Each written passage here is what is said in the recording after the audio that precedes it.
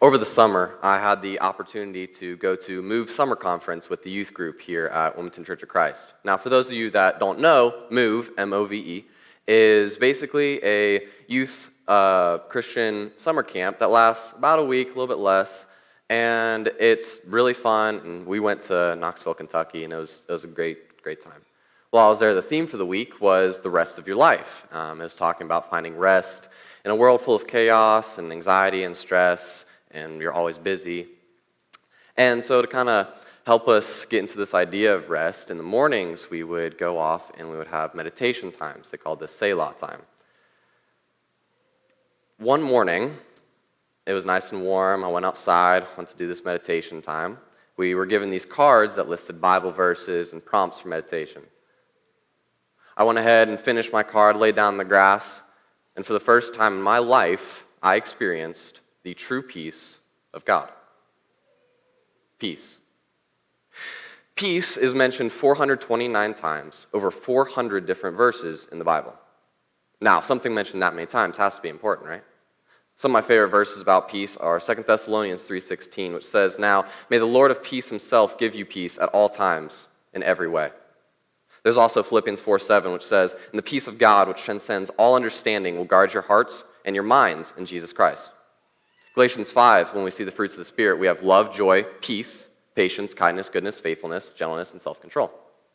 So it's pretty clear that peace is pretty important, right? It's one of the fruits of the Spirit. It's a big part of our lives. So what exactly is peace? The world will define peace as being without turmoil, which doesn't really answer the question. That's just saying what peace isn't. And the world will also say you can find peace by just doing simple meditation, right? But this isn't necessarily true. Buddhists find peace by meditation. Atheists, heck, they even meditate. But God's peace is completely different. For me, as I lay there in the grass, I started to think about a phrase that I've heard my entire life. Jesus has forgiven me of my sins. Now, I was raised in the church, so this is not a new phrase to me. I've been hearing this ever since I was fun size, right? And I started to think about it a little bit more. I was like, okay. Jesus has forgiven me of my sins. I've accepted that. I've accepted him as my Lord and Savior. And I know that I'm going to heaven. And then it hit me. I was like, whoa. I am going to heaven. That was a feeling of peace that's unmatchable. Nothing like it. Because the worst thing that can happen in this world is I die.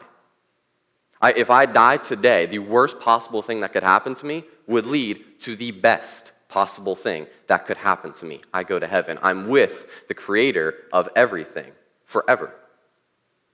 And once you know that, you accept this, and so God is also with you. He has you. He has your back. I have really supportive family and friends. My family's there for me all the time, whether it be through school or whatever it is I'm doing. I have friends that I know if I go somewhere with them, I'm going to be safe, and I feel peaceful knowing that. But they're human. They're flawed, right? And so, knowing that God, who isn't human, he's God. He created everything. He controls everything. He has my back. He's got me. That is the peace of God, knowing that nothing can hurt you. You'll come across things that are really hard and really difficult, but you know that he has your back. So when you walk out those doors today, when you leave, remember that God, he has you. He has your back, and he is with you. Thank you.